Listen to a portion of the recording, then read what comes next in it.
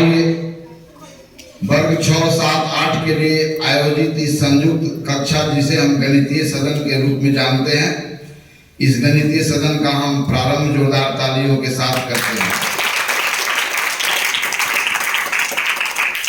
बिना समय गवाए हम विषय वस्तु की ओर लौटते हैं और आज इस सदन में आपके साथ जिन बिंदुओं पर चर्चा होने वाली है उन बिंदुओं को लिख दिया गया है।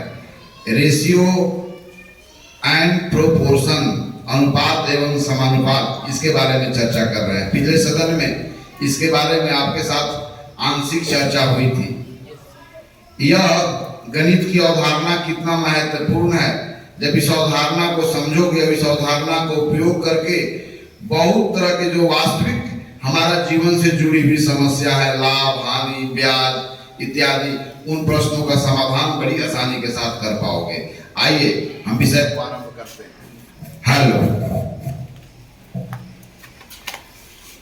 हेलो, तो रेशियो एंड प्रोपोर्शन, तो इसमें रेशियो की बात हो गई है। रेशियो क्या है? रेशियो क्या है ये पिछले सदन में चर्चा हुई है। रेशियो दो राशियों के बीच भाग विधि से की गई तुलना है, जिसमें यह बताई जाती है कि पहली राशि दूसरी राशि के कितने गुने के बराबर है। आपको मैं बताया हूं कि जिस संसार में हम रहते हैं वो कंपैरेटिव वर्ल्ड में रहते हैं। यहां सभी चीज को तुलना की गई है। लंबा ज्यादा लंबा कम लंबा, ज्यादा मोटा कम मोटा, ज्यादा भारी कम भारी, इस तरह से ज्यादा और कम का जो हमें बोध होता है, तो ज्यादा और कम का बोध में है क्या? ज्यादा और कम का बोध तब होता है जब दो राशियों के बीच आप तुलना करते हो।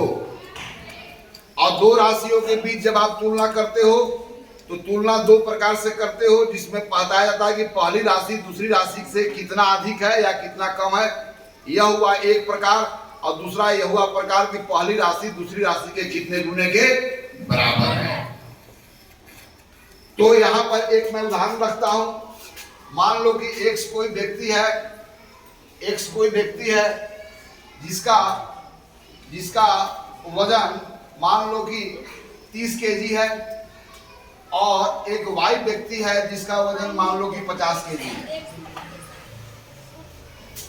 ओके, अब हमें एक्स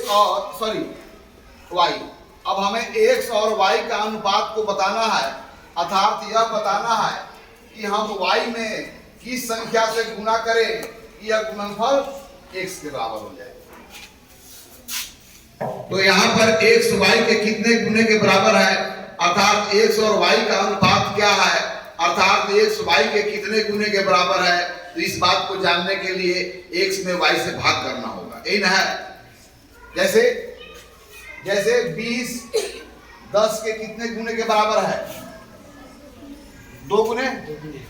30 15 के कितने गुने के बराबर है? 2 गुने। तो 2 गुने कहने के लिए आपने 20 और 10 के बीच में कौन सा क्रिया किया? अब किसमें किससे भाग दिया? 10 में 20 से कि 20 में 10 से? Very fine. अब हमें जानना है कि 10 20 के कितने गुने के बराबर है, मतलब 10 और 20 का अनुपात क्या है। तो मुझे किसमें किससे भाग देना होगा? या 10 अनुपात 20 ज्ञात करना है तो किसमें किससे भाग देना होगा? 10 से 20 में। और 10 से हम जब 20 में भाग देंगे तो भिन्न के रूप में लिखेंगे। अब इस भिन्न का सरलतम रूप क्या हो जाएगा? 1/2। तो हम कहेंगे 10 अनुपात 20 बराबर क्या लिखेंगे हम लोग? 1/2। और अनुपात की भाषा में क्या लिखेंगे? 1/2। अर्थात 10 20 के कितने गुने के बराबर है? अब 1/2 तो एक संख्या ना है। 1/2 कौन संख्या है? 1/2। 3/4 कौन संख्या है? तब मुझे बताओ कि 10 20 के कितने गुने के बराबर है? 2 गुने बराबर। 10 20 के कितने गुने के बराबर है? अर्थात 20 में हम इस संख्या से गुना करें कि यह गुणनफल 10 के बराबर हो जाए। चूंकि भिन्न भी तो एक संख्या है, तो वहां तो पूर्ण संख्या नहीं मिलेगी, वहां तो कोई भिन्न संख्या मिलेगी। तो कौन सी भिन्न संख्या मिलेगी जिसमें 20 से गुना करे तो 10 के बराबर हो जाए? कौन सी भिन्न संख्या मिलेगी? 1/10, 1/2, 1/2। तो 10:20 का मतलब हुआ कि 10 20 के 1/2 गुने के बराबर है। समझे कि नहीं समझे? क्या मतलब हुआ? 10:20 अगर 1:2 है, इसका मतलब क्या हुआ? 10 20 के 1/2 गुने के बराबर है। अब मुझे जैसे अब यहाँ पर x/y ज्ञात करना था, तो मुझे बताओ कि x का वजन 30 किलो है, y का वजन 50 किलो है, तो x और y का अनुपात क्या है बताओ? अब x और y का अनुपात ज्ञात करने के लिए उनके आंकड़े के बीच में क्या करने होंगे? क्या करना होगा? किसमें किससे? 30 में हम 50 से भाग करेंगे, तो भिन्न के भाषा में क्या लिखेंगे हम लोग? क्या लिखेंगे बोलो? 30/50 को भिन्न के भाषा में क्या लिखेंगे? 30/50। और 30/50 का सरल रूप क्या होगा? 3/5। 10 इनका एमसीएफ होगा 3/5। अब मुझे बताओ कि x का अगर वजन 30 किलो है, y का वजन 50 किलो है, तो x/y कितना होगा बोलो? 3:5। अगर मैं बदल दूं y अनुपात में x लिखूं, the ratio of x to y, लेकिन यहाँ पर the ratio of y to x, तो क्या इसके लिए हमें कोई अलग से क्रिया करनी पड़ेगी या पूर्व में की गई क्रियाओं से हम इंफॉर्मेशन ड्रॉ कर सकते हैं? तो क्या लिखेंगे हम लोग? 5:3। अब मैं पूछूंगा, अगर यह दिया हुआ इंफॉर्मेशन और हमको लिखना है कि y x के कितने गुने के बराबर, यहाँ बॉक्स लिख दे, तो यहाँ पर कौन सी संख्या लिखेंगे? सपोज दैट यह इंफॉर्मेशन आपको दिया हुआ है कि y अनुपात x 5:3 है, तब यहाँ पर लिखना y x के कितने गुने के बराबर है, तो क्या लिखेंगे? 5/3। अब उसको x जो है, अब सेम टाइम में इसी इंफॉर्मेशन से x y के कितने गुने के बराबर है, तो क्या लिखेंगे आप? वेरी फाइन, बहुत अच्छा, इतना बात समझ गया है। अब चलिए रेशियो का जो दूसरा मीनिंग है उसके बारे में हम चर्चा कर रहे हैं, राइट है ना? यानी कि पहली राशि दूसरी राशि के कितने गुने के बराबर है, इस विधि से जब तुलना करते हैं तो उसे अनुपात करते हैं। यानी कि दो राशियों का अनुपात ज्ञात करना होगा तो वह दोनों के बीच में भाग की क्रिया करनी है, लेकिन ध्यान देना है किससे भाग करनी है। x/y में x में y से भाग दिया जाना है और y/x में y को x से भाग दिया जाना है। अर्थात अनुपात के अगर क्रम को बदल दें तो अनुपात में क्या होता है? बदल जाता है। और अल्टीमेटली अनुपात है क्या? एक संख्या। तो 3:5 कौन संख्या है? बोलो बोलो। तो 6:7 कौन संख्या है? और 7/8 भिन्न को अगर अनुपात के रूप में लिखेंगे तो क्या लिखेंगे? यस। तो दोनों क्या है? एक ही है, उसके दो अलग अलग फॉर्म है, एक ही चीज के दो फॉर्म होना है ना। अब चलिए दूसरा ध्यान देंगे।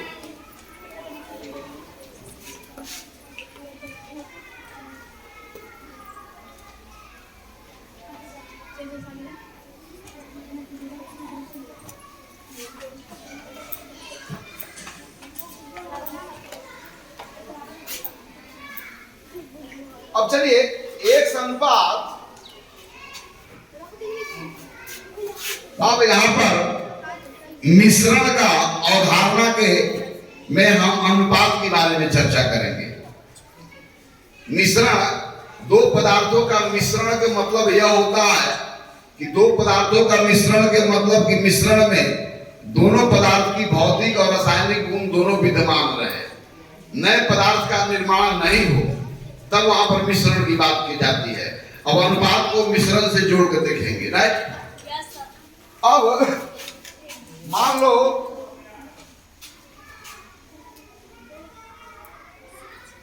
भिगा के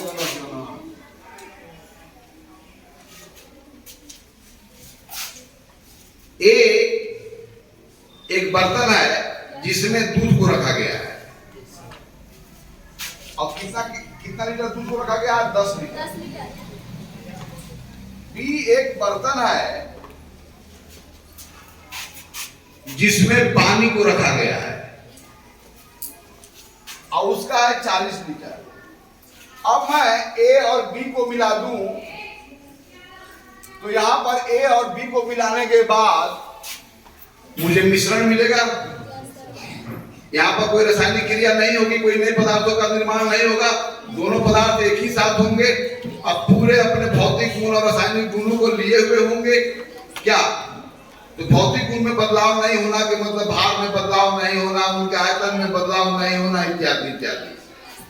तो मुझे ए और बी को मिला है तो इसको बोलेंगे दूध और पानी का मिश्रण। क्या बोलेंगे हम लोग? दूध और पानी का मिश्रण। अब दूध और पानी का मिश्रण में दोनों अलग अलग पदार्थों के अनुपात मात्रा दिया हुआ है। तो दूध और पानी के मिश्रण में मुझे बताइए दूध और पानी जो है इस मिश्रण में किस अनुपात में है? बताओ, डेटा दिया हुआ है, कौन बताएगा? 10:40। तो कितना है बोलो? 10:40। तो अनुपात जब दो राशियों के अनुपात को बता रहे हो तो उत्तर एकदम सरलतम रूप में होनी चाहिए ना। कितना होगा? 1:4। ओके। अब चलिए ए और बी को मिलाए होंगे तो ए कितना था? 10 लीटर। और बी कितना था? 40 लीटर। तब इसका कितना आयतन हो गया? 50 लीटर। अब आयतन पढ़ ना जाएगा जी। अब होती है 50 लीटर के मिश्रण में दूध, अगर 50 लीटर का जो मिश्रण बना वो 50 लीटर के मिश्रण में दूध कितना है? 10 लीटर। पानी कितना है? 40 लीटर। तो यहाँ पर दूध और पानी के जो अनुपात है 1:4, यह बता रहा है कि एक दूध के मिश्रण में, यानी दूध और पानी के मिश्रण को यदि 5 बराबर भागों में बांट दिया जाए, कितने भागों में बांट दिया जाए? तब उस 5 बराबर भागों में बांट देंगे तो दूध के पक्ष में कितने भाग होंगे और पानी के पक्ष में कितने भाग होंगे? तो हम अगर 50 लीटर को 5 भाग में बांट दे, 50 लीटर को अगर हम 5 भाग में बांट दे, 10 लीटर जमा 10 लीटर जमा 10 लीटर जमा 10 लीटर जमा 10 लीटर और जमा 10 लीटर, 1 2 3 4 5। तो बताइए कि इसमें दूध कितना है? 20 लीटर। और ये कितना है? 40। Sorry 1 2 3, right? तो दूध और पानी के जो मिश्रण है उस मिश्रण का जो आयतन है 50 लीटर, यदि 5 बराबर भागों में बांट दिया जाए तो 1 भाग दूध के पक्ष में होंगे और 4 भाग किसके लिए होंगे? पानी के लिए। तो दूध और पानी का मिश्रण यह बता रहा है कि दूध के पक्ष में 1 भाग है, पानी के पक्ष में 4 भाग है। अर्थात दूध और पानी के जो कुल जो उसका आयतन रहा होगा, अनुपात से कुल आयतन का 4 1 5 ही लीटर नहीं रहा। अनुपात से उनके वास्तविक आयतन का पता नहीं चलता है, बल्कि दोनों का अनुपात एक दूसरे के कितने गुने के बराबर है इस रूप में वहां पर दी गई होती है। अब यहाँ पर प्रश्न होगा कि उनके वास्तविक आयतनों को पता करना, जब अनुपात भी पता हो और एक राशि भी पता हो। इस ओर हम ले चल रहा हूँ आप। अब देखिए दूध और पानी का मिश्रण 1/4 है। यह क्या बता रहा है कि दूध और पानी के मिश्रण को यदि 5 बराबर भागों में बांट दी गई है तो 1 भाग उसका दूध है और 4 भाग क्या है? पानी।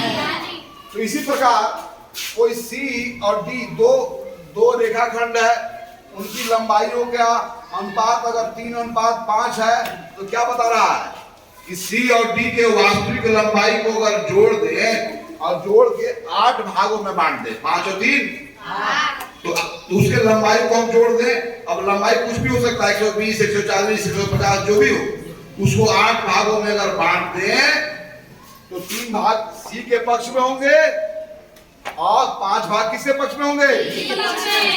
समझा? देखो ध्यान से। तो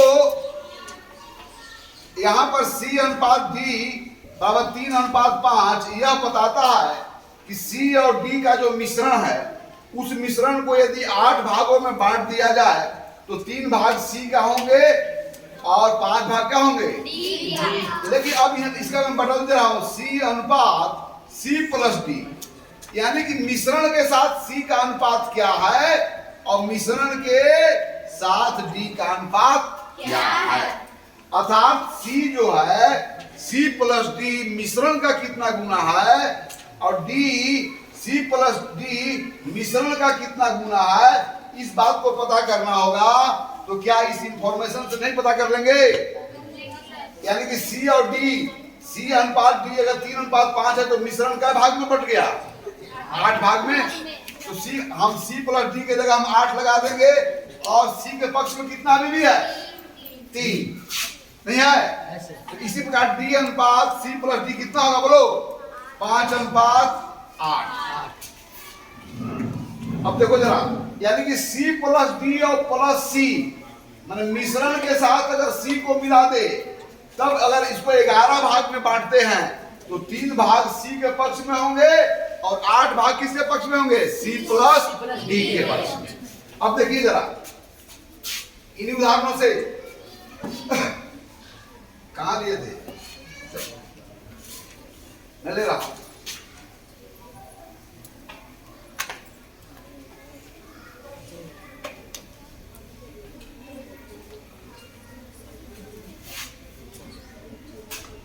अब मान लो कि X कोई है, एक विशेष प्रकार के पदार्थ है, एक विशेष प्रकार के पदार्थ है जिसका वजन 20 किलो है।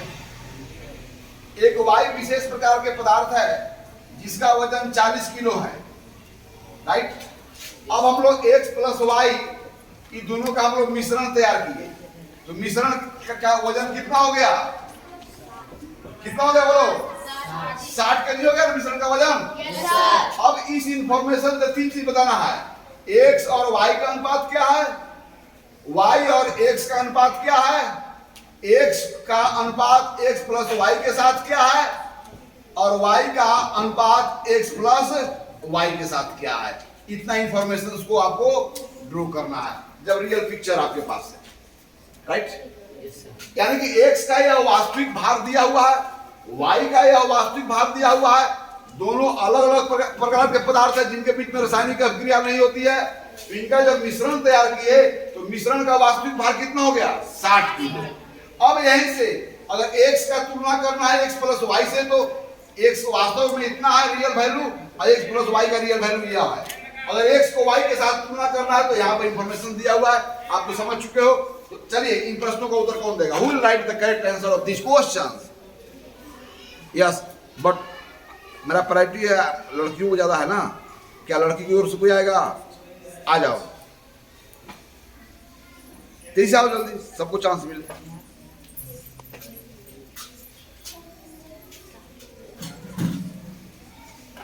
हाँ, अनुपात जब भी लिखना तो सिंपलेस्ट फॉर्म में। क्या राइट है? गलत है सर। गलत है? Yes sir. गलत है? अच्छा, कितने ऐसा हो कि जो गलत बताई है और कितने हो कि सही? सही है सर। सही है ना? यस, ताली बजा दो। आओ ये बताओ, आओ ये बताओ।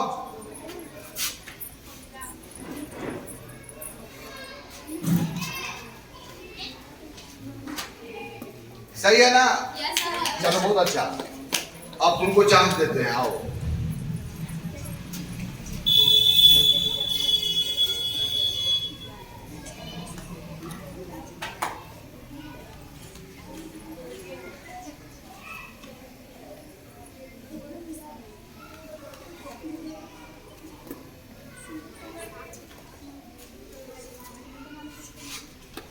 चलिए इनके बारे में क्या ख्याल था?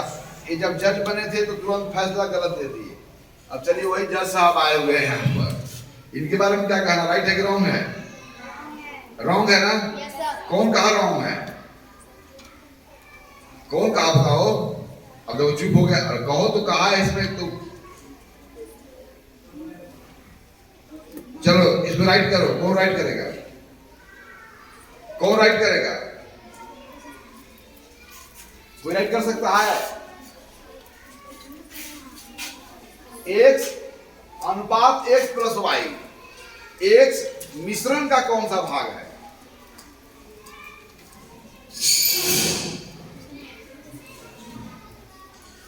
क्या होगा बोलो? कौन आएगा? सही बोलो, जल्दी से बताओ। चलो अपना स्थान पर आओ। कौन बताएगा?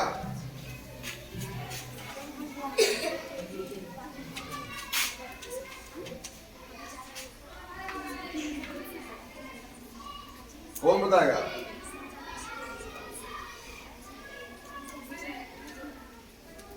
अरे x कितना है और x प्लस वाई कितना है? तो इन दोनों का अनुपात क्या होगा? पता नहीं। अनुपात करने के लिए क्या करते हैं? किसमें किसे भाग देंगे? अब 20 में 60 से भाग देंगे तो सरलतम रूप क्या होगा? तो लिख दो जरा, यही तो लिखना है। एक अनुपात नहीं होगा। 20 और 60 का 20 में 60 से भाग दोगे तो सरलतम रूप क्या होगा? 1/3। चलो अब इसका कौन आंसर देगा?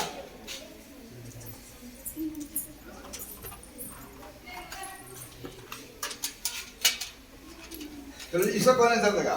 आओ तुम देगा। अच्छा इसको दे लो।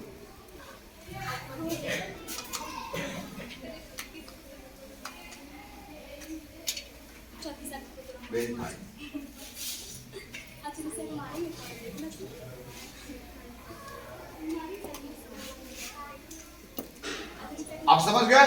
Yes sir. चलिए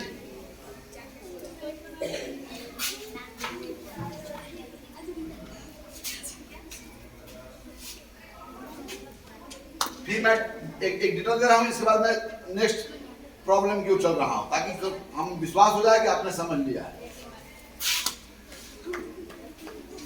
दो स्थान का दूरियां दिया हुआ आपके घर से एक स्थान का दूरी जो है 120 किलोमीटर है और दूसरा स्थान जो है आपके घर से 240 किलोमीटर दूर पर है। राइट। अब यहां पर d1 और d2 का अनुपात ज्ञात करना है। तो d1 जो है d2 से कितना गुना के बराबर है वाला। फिर d2 जो है d1 के कितने गुने के बराबर है, मैं d2 और d1 का अनुपात ज्ञात करना। फिर d1 को दोनों के दूरियां के योग से अनुपात ज्ञात करना है ना। d1 का तुलना करना d1 प्लस d2 से और फिर d2 का भी अनुपात बनाना है d1 प्लस d2 से। जबकि वास्तविक आंकड़े यह है कि आपके घर से d1 का दूरी 120 किलोमीटर है, दूसरा स्थान d2 है, उसका दूरी कितना है 240 किलोमीटर। तो आइए इन प्रश्नों का उत्तर देने के लिए आप तैयार हो जाए तेजी से। कौन आएगा? तुम बनाओगे? कौन आएगा? बोलो, हाथ उठाओ पहले। पहला सवाल, दूसरा सवाल, तीसरा, चौथा, 4 सवाल है। d1 और d2 का अनुपात, d2 और d1 का अनुपात, d1 का d1 प्लस d2 से अनुपात, d2 का d1 प्लस d2 से अनुपात। राइट। तो यहां पर d1 का d2 से d1 और d2 का वैल्यू दिया हुआ है। तो d1 और d2 का वैल्यू दिया हुआ है तो d1 प्लस d2 का वैल्यू नहीं दिया हुआ है।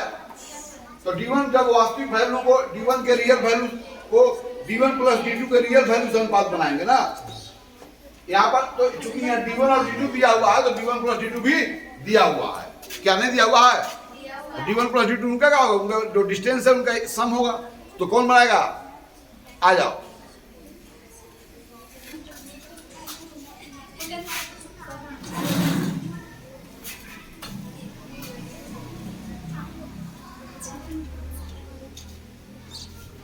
देख लो ना, सोच लेना सही है क्या।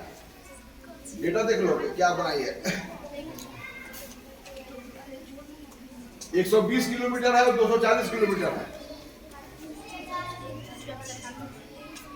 गलत बनाई है। चलो कौन सही बनाएगा? आ जाओ। अब देखो कैसे बना रही है। ये तुम आंसर फाइनल मत देना, बना के दिखाओ। बनाने के पहले तुम क्या क्या किए? देख लो क्या कर रही है। वेरी फाइन, वेरी फाइन जी। अच्छा, भीम के भाषा में लिखो, ऊपर नीचे जरा, ऊपर नीचे लिखे दिखाओ।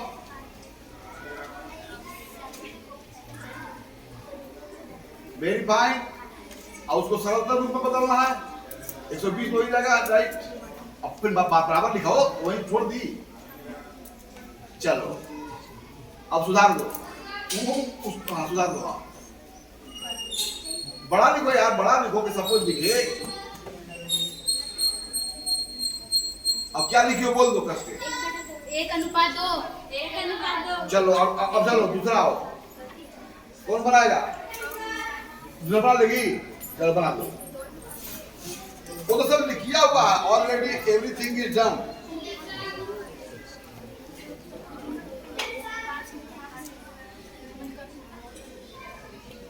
तो अनुपात के पद अगर बदल जाते हैं तो अनुपात भी क्या होते हैं? बदल जाते हैं।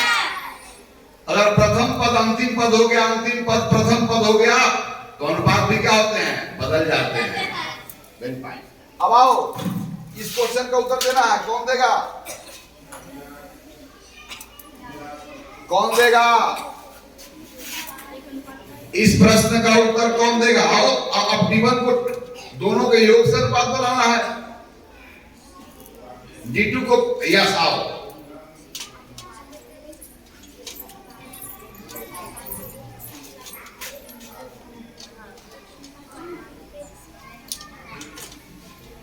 नहीं, D1 और D2 कितना होगा? D1 तो पता है, पर D1 और D2 कितना होगा? D1 और D2 का, यस तुम आओ, यस तुम आओ। पहले D1 का जो रियल वैल्यू पता है, D1 और D2 का सेपरेट दिया हुआ, सम निकाल सकते हो। ये नहीं, यहाँ दिखाओ कि तुम कैसे करते हो, नॉट आंसर।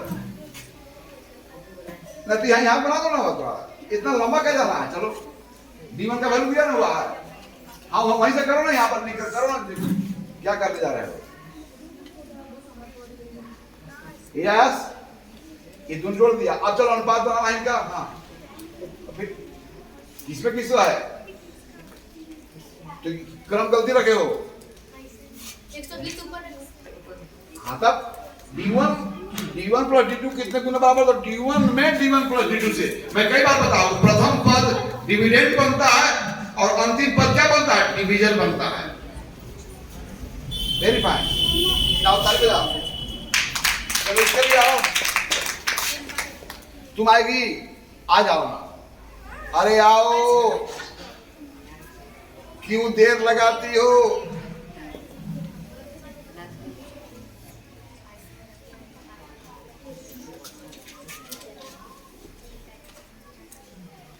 तीन पास, चलो सही है ना?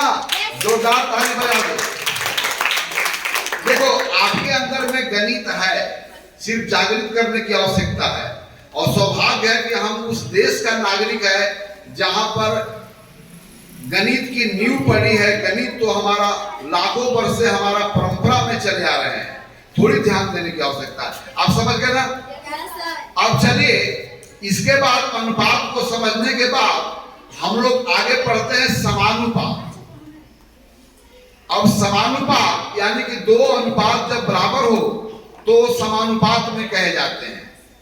अब समानुपात भी दो प्रकार के होगा, प्रत्यक्ष समानुपात और विलोम समानुपात।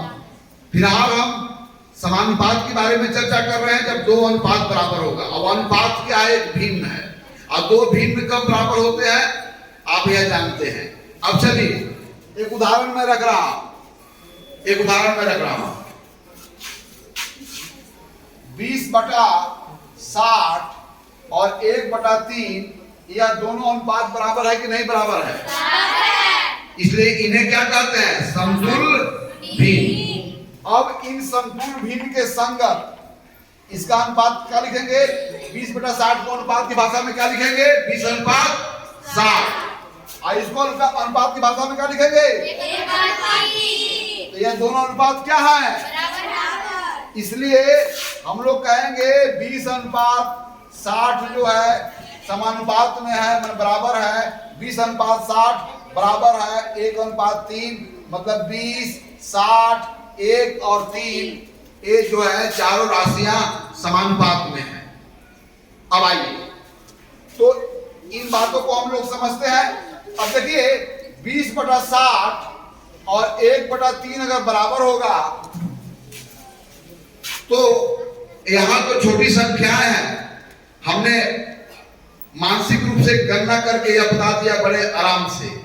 लेकिन संख्याएं जब बहुत बड़ी हो और वैसे अंश और हर से बनी हुई संख्याएं हो जो बहुत बड़ी हो, तब वहां पर आप इस तरह से आप नहीं बता सकते हैं। तो वहां पर हमें कोई ना कोई पैटर्न ढूंढना होगा कि जब दो अंक भिन्न बराबर होते हैं तो उनमें कौन सी पैटर्न दिखने को मिलती है।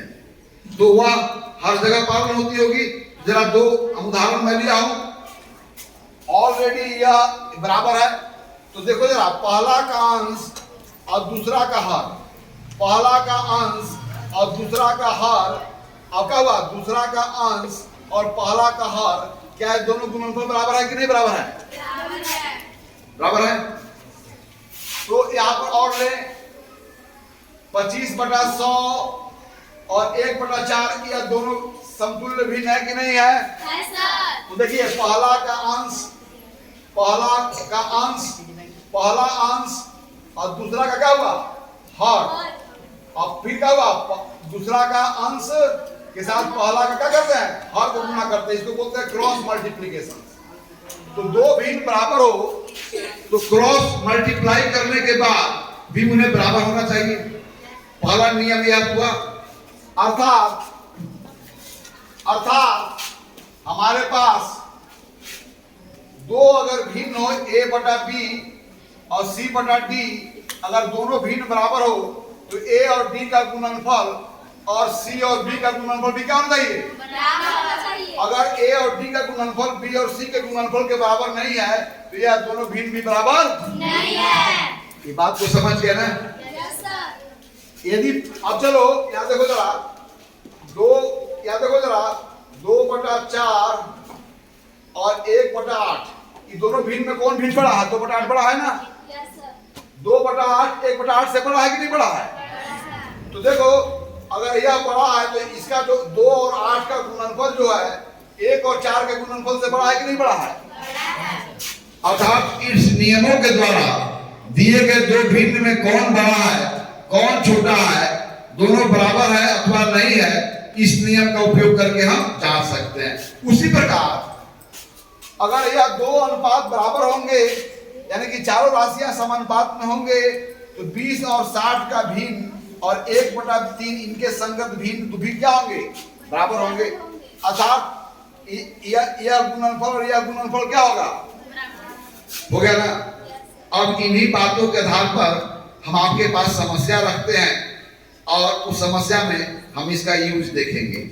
समानुपात पर है, यानी कि दो अनुपात वहां पर बराबर होंगे, तब वहां पर 4 राशियां में 3 राशियां की वैल्यू दी गई होगी, तो चौथी राशि का किसी भी राशि का आपको वैल्यू याद करना होगा, है ना।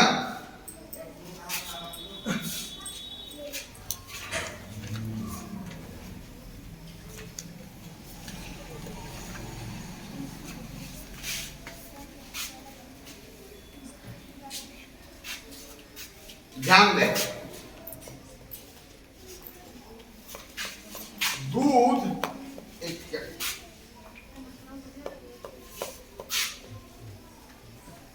दूध का वजन मान लो कि आपको दिया गया है 60 केजी, तो पानी का वजन कितना होगा यह आपको मालूम करना है। लेकिन क्या क्या दिया हुआ है, दूध और पानी का अनुपात दिया हुआ है। क्या दिया हुआ है, 1:3 दिया हुआ है। दूध का वजन दिया हुआ है, पानी को पता करना है, जबकि दूध और पानी का अनुपात दिया हुआ है। तो मुझे बताना है कि पानी का वास्तविक वैल्यू क्या होगा, कितना उसका भार होगा। दूध और पानी के मिश्रण में दूध और पानी का जो भाग है वो दिया हुआ है। दूध अगर 60 किलो है तो पानी कितना होगा, देखिए जरा, बराबर होगी? पहले समझा ले। दूध और पानी का अनुपात दिया हुआ है कि दूध बटा पानी कितना है? 1:3। ठीक है, यानी कि यहाँ पर दूध और पानी का जो अनुपात 1:3 है, अनुपात उनके वास्तविक भार को नहीं दर्शाता है, बल्कि एक भाग दूसरे भार के कितने गुने के बराबर है यह मात्र दर्शाता है, तुलना के रूप में दी गई है। तो यहाँ पर देखिए दूध और पानी का अनुपात, तो दूध का अनुपात अगर 60 किलो है, पानी का अनुपात मुझे नहीं पता है, तो यहाँ पर जो राशियां अज्ञात होती है उन राशियों को आप अंकों में प्रकट नहीं कर सकते हो, इसलिए अंग्रेजी वर्णमाला के छोटे अक्षरों का प्रयोग करते हो, जिसे वेरिएबल कह सकते हैं। चलिए फिलहाल नहीं मालूम है, तो मान लीजिए पानी का अनुपात, पानी का वजन कितना रहा होगा? मान लो कि x kg रहा होगा। तब देखिए यहाँ पर दूध और पानी का अनुपात बना रहे हैं तो क्या मिल रहा है? बोलो, यहाँ पर दूध और पानी का अनुपात बनाएंगे तो क्या मिलेगा? बोलो, कैसे लिखेंगे हम लोग?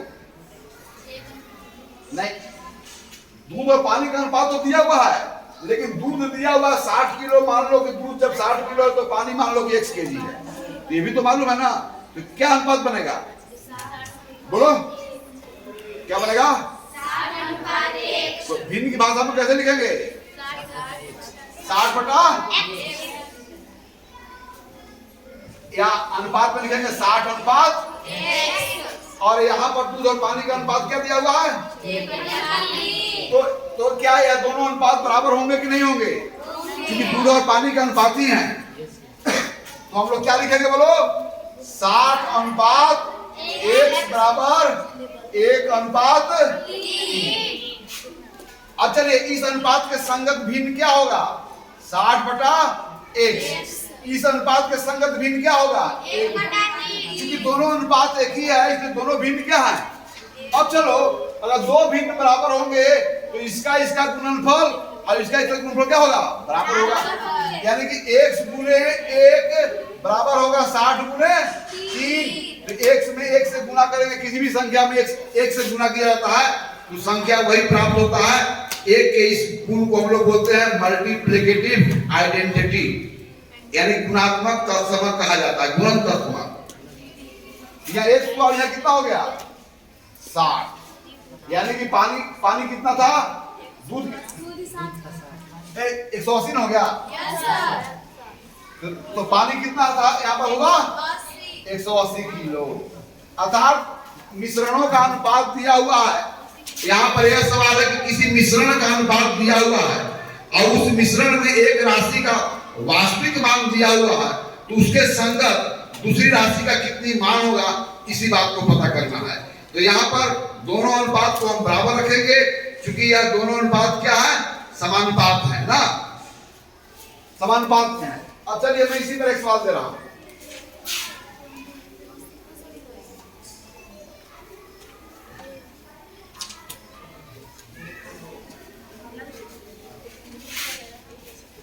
ध्यान देंगे, ध्यान देंगे।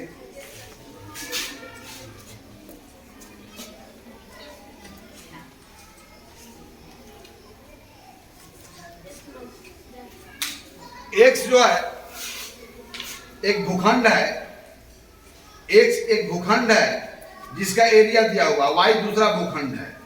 तो दोनों भूखंडों के एरिया का अनुपात हमें, मैंने एरिया का अनुपात पता करना है, या दिया हुआ है जिसमें एक भूखंड का वास्तविक एरिया दिया हुआ है, तो उसके संगत भूखंड का वास्तविक एरिया कितना होगा ये पता करना है। तो दो भूखंड एक्स और वाई है जिनके एरिया का अनुपात 3:2 है। कितना है? 3:2। अब मुझे बताओ, अब मान लो बुझाओ, y जो है, अगर y जो है 40 मीटर स्क्वायर है, y का वास्तविक एरिया कितना है? 40 मीटर। तो उसके संगत भूखंड x और भूखंड वाई। तो भूखंड एक्स का एरिया कितना होगा मुझे ये बताना है। जबकि दोनों भूखंडों का अनुपात दिया हुआ है, उनके एरिया का अनुपात दिया हुआ है, और एक भूखंड वाई भूखंड का एरिया दिया हुआ है, तो एक्स भूखंड का कितना एरिया होगा कौन बताएगा? नहीं, आगे बताओ कैसे बनाओगे? आओ, कौन बनाएगा? आओ, एक अनुपात दिया हुआ है, एक और अनुपात बनाओगे, और दूध और दोनों भूखंडों का अनुपात बनाओगे। एक अनुपात तो दिया हुआ है, एक अनुपात और बनाओगे, और एक अनुपात जब बनाओगे तो दोनों अनुपात को बराबर रखोगे, और वहां पर बराबर रख करके भिन्न का उदाहरण का उपयोग करके आप भूखंड एक्स की आकृति को भी बता सकते हो कितना मीटर स्क्वायर होगा। कौन बताएगा? अपन बताओ, कोई है? चलो यहां पर आओ, आओ एक बार आओ। अरे मैं बोल रहा हूं इसे लिखना ना। आओ आओ,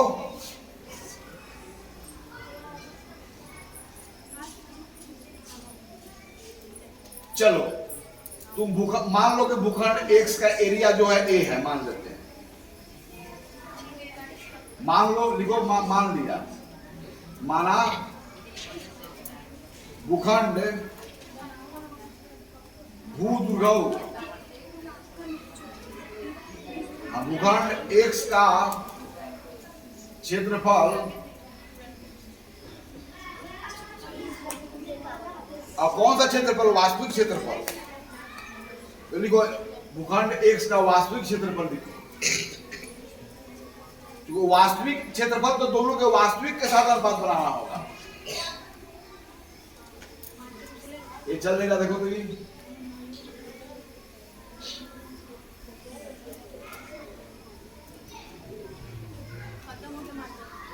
नहीं है, भर के लाओ। नहीं चल रहा तुम दोनों, पीछे वाला चल लो।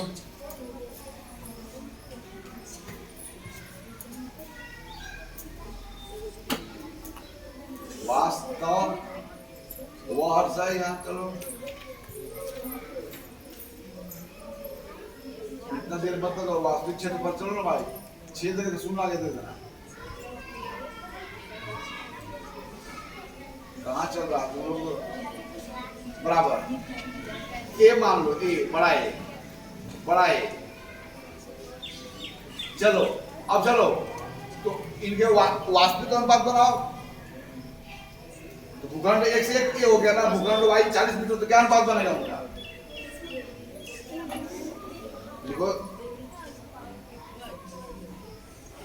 छोटा है थोड़ी है, बड़ा लिखो।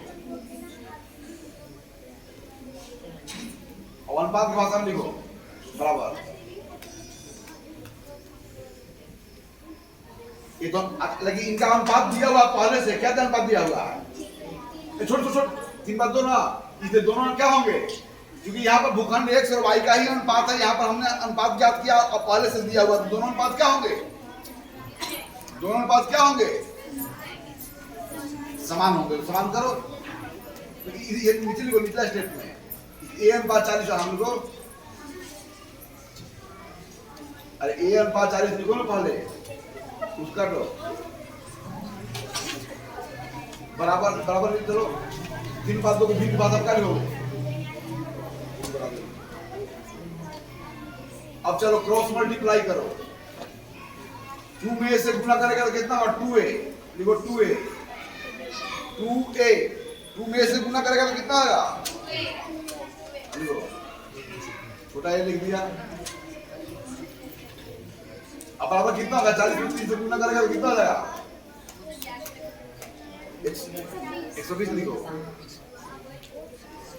अब ए में 2 से गुना करने के बाद 120 मिला है, तो यहाँ पर तो 120 में 2 से भाग करेंगे तो क्या मिलेगा? ए बराबर लिखो 120 बटा 2।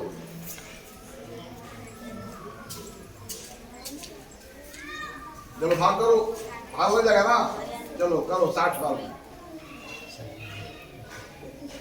ए का वैल्यू यहाँ अपनी कितना हो गया? 60 मीटर स्क्वायर।